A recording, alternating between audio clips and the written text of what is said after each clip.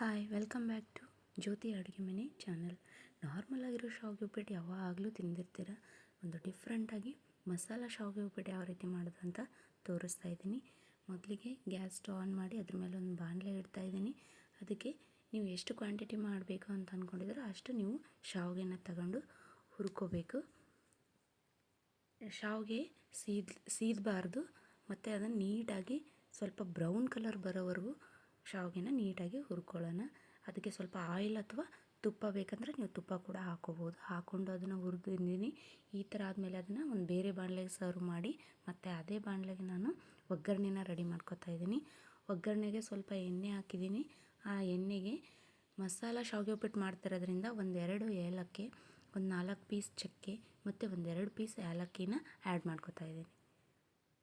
ಮತ್ತು ಮಸಾಲ ಬೆಂದಮೇಲೆ ಅದಕ್ಕೆ ನಾವು ಕಟ್ ಮಾಡಿರೋ ಈರುಳ್ಳಿನ ಹಾಕೋಬೇಕು. ಈರುಳ್ಳಿನ ಉದ್ದುದಾಗಿ ಕಟ್ ಮಾಡಿಸಿಟ್ಕೊಂಡು ಅದನ್ನು ನಾವು ಅದಕ್ಕೆ ಸೇರಿಸ್ಕೋಬೇಕು. ಈರುಳ್ಳಿನ ಡೀಪ್ ಫ್ರೈ ಮಾಡ್ಕೋಬೇಕು. ಅದು ಲೈಟಾಗಿ ಕಂದು ಬಣ್ಣ ಬರೋವರೆಗೂ ನಾವು ಫ್ರೈ ಮಾಡ್ಕೋಬೇಕು.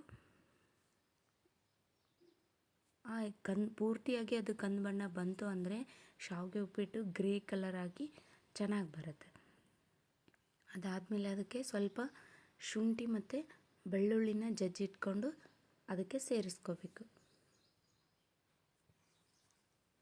ಈ ಶುಂಠಿ ಬೆಳ್ಳುಳ್ಳಿ ಸ್ವಲ್ಪ ಪೀಸ್ ಹಾಗೆ ಶಾವಿಗೆ ಜೊತೆ ತಿಂತಾಯಿದ್ರೆ ಸಖತ್ತಾಗಿ ಟೇಸ್ಟ್ ಕೊಡುತ್ತೆ.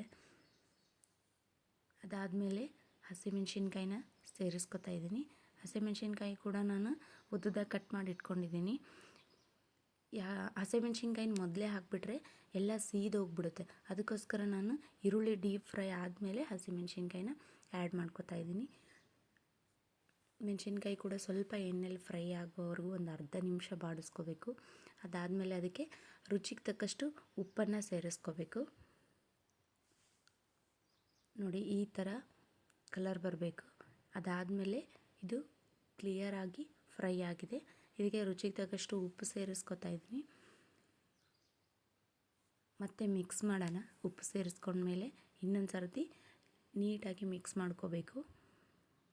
ಅದಾದಮೇಲೆ ನಾವು ಶಾವಿಗೆನ ಎಷ್ಟು ತಗೊಂಡಿದ್ದೀವಿ ಅದರ ತಕ್ಕಂಗೆ ನೀವು ನಿಮ್ಮ ಕ್ವಾಂಟಿಟಿ ತಕ್ಕಂಗೆ ನೀರನ್ನು ಸೇರಿಸ್ಕೋಬೇಕು. ಈಗ ನಾನು ತೋರಿಸ್ತಾ ಇದ್ದೀನಲ್ಲ, ಸುಮಾರು ನಾನೊಂದು 2 ಕಟ್ಟು ಆಗುವಷ್ಟು ಶಾವಿಗೆನ ತಗೊಂಡು ಅದನ್ನು ನಾನು ಮುರಿದ್ಬಿಟ್ಟು ಫ್ರೈ ಮಾಡ್ಕೊಂಡಿದ್ದೀನಿ. ಅದಕ್ಕೆ ತಕ್ಕಂಗೆ ನಾನು ಒಂದು ದೊಡ್ಡ ಗ್ಲಾಸಿಂದ 2.5 ಗ್ಲಾಸಷ್ಟು ನೀರನ್ನು ಸೇರಿಸ್ಕೊತಾ ಇದ್ದೀನಿ. ನಿಮಗೆ ಉದುರುದ್ರಾಗಿ ಬೇಕು ಅಂದರೆ ಇಷ್ಟೇ ಸಾಕು ಕ್ವಾಂಟಿಟಿ. ಈ ರೀತಿ ಹೆಸರು ಯಾವಾಗ ಕುದಿಯೋಕ್ಕೆ ಸ್ಟಾರ್ಟ್ ಆಗುತ್ತೆ ಆವಾಗ ನಾವು ಶಾವಿಗೆನ ಅದಕ್ಕೆ ಸೇರಿಸ್ಕೊಳ್ಳೋಣ. ಶಾವಿಗೆ ಸೇರಿಸ್ಕೊಂಡು ನೀಟಾಗಿ ಮಿಕ್ಸ್ ಮಾಡೋಣ.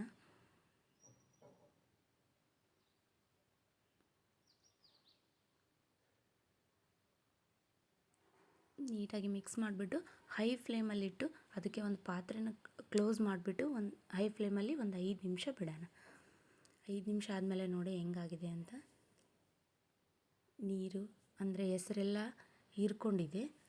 ಇನ್ನೊಂದು ಚೂರು ಉದುರಾಗಬೇಕು. ನಮ್ಗೆ ಇಷ್ಟೇ ಸಾಕು ಅನ್ನೋರು ಆಫ್ ಮಾಡ್ಕೋಬೋದು.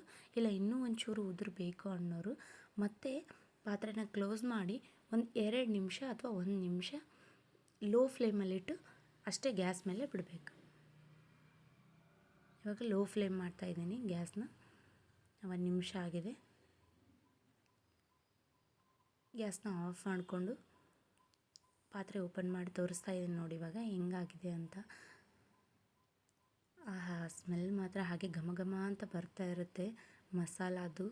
ಯಾರಿಗೆ ಸ್ಪೈಸ್ ಐಟಮ್ ತಿನ್ನೋಕ್ಕೆ ಭಾಳ ಇಷ್ಟ ಅವರಿಗೆ ಈ ಶಾವಿಗೆ ಉಪ್ಪಿಟ್ಟು ಮಾತ್ರ ಸೂಪರಾಗಿ ಇಷ್ಟ ಆಗುತ್ತೆ. ನೋಡಿ ಎಷ್ಟು ಉದುರುದ್ರಾಗಿ ಚೆನ್ನಾಗಿ ಬಂದಿದೆ ಅಂತ.